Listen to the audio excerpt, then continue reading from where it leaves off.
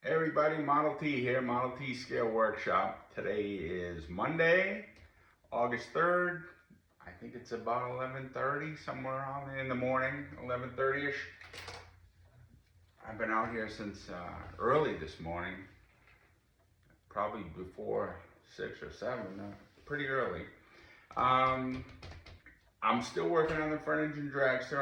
I'm really slow modeler, so updating these videos once a week is probably plenty. You guys are gonna see the same stuff over and over if I do it more often than that. So, as you can see, all this stuff all around me here, I'm pretty deep into it. And I don't want to bore you with how-tos or stuff like that, because there's a lot better model builders than me that put on great videos like that. So I'd rather tell you a couple of stories if I could. I've been into models my whole life.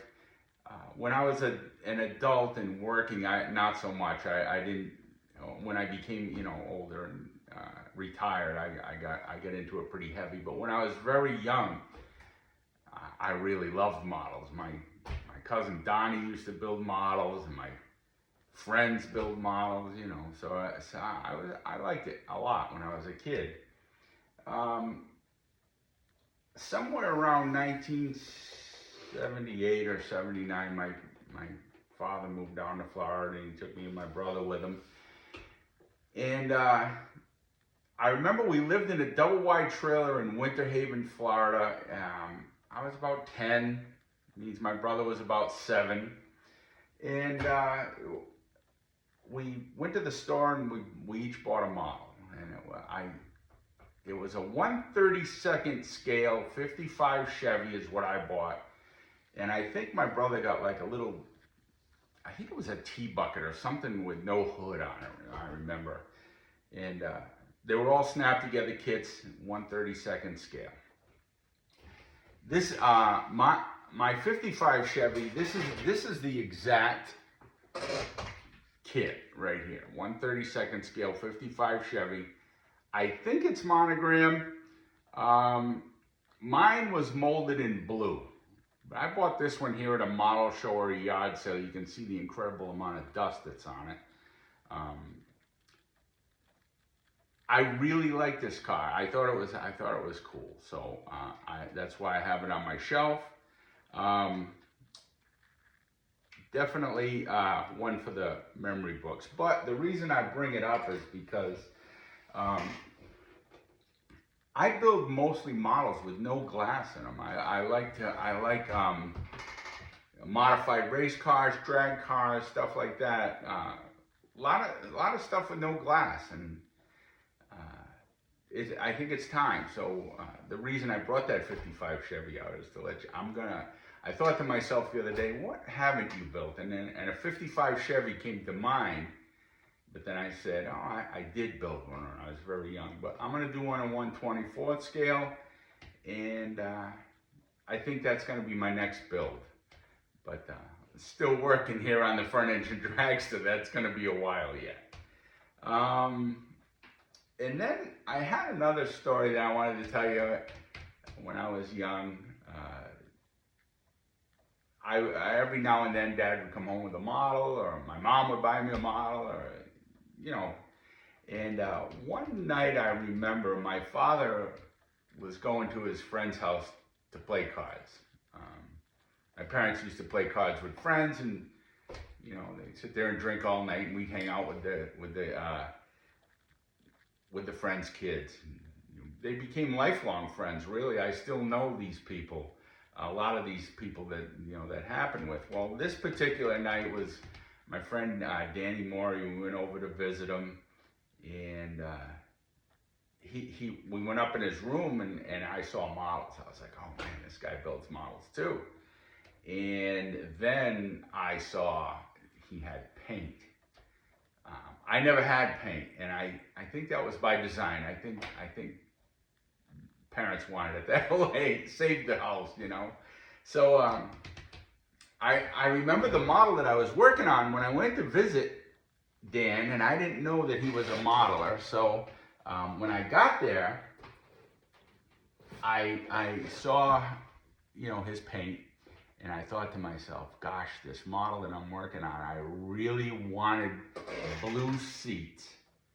I wanted the seats to be blue. So the next week when I came over, I brought the seats, and I gave them to Dan, and Dan said, when you come over again, I'll give them back to you. They'll be blue. He'll paint them for me. And he did, and I couldn't believe it. I was so happy, you know, I had my seats painted blue. This was the model that I was building, the Sand Shark.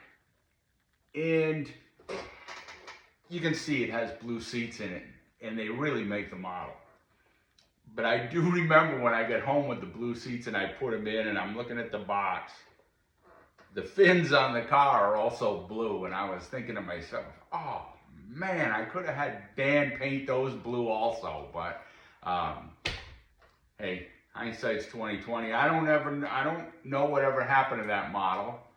I got another here and another on the shelf.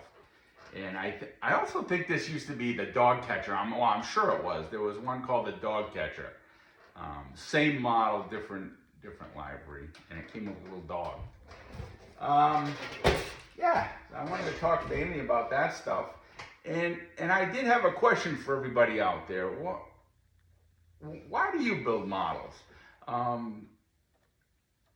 I don't know. I was thinking about it the other day. I'm like, all we're doing is making something in miniature that already exists.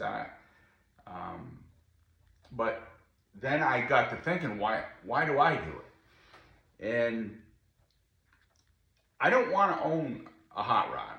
I have plenty of room. I got a big garage, all that good stuff. But I just don't want to be married to a car like that and worried about everybody scratching it or something's wrong with it. Or, you know, it's like you got to stay after it.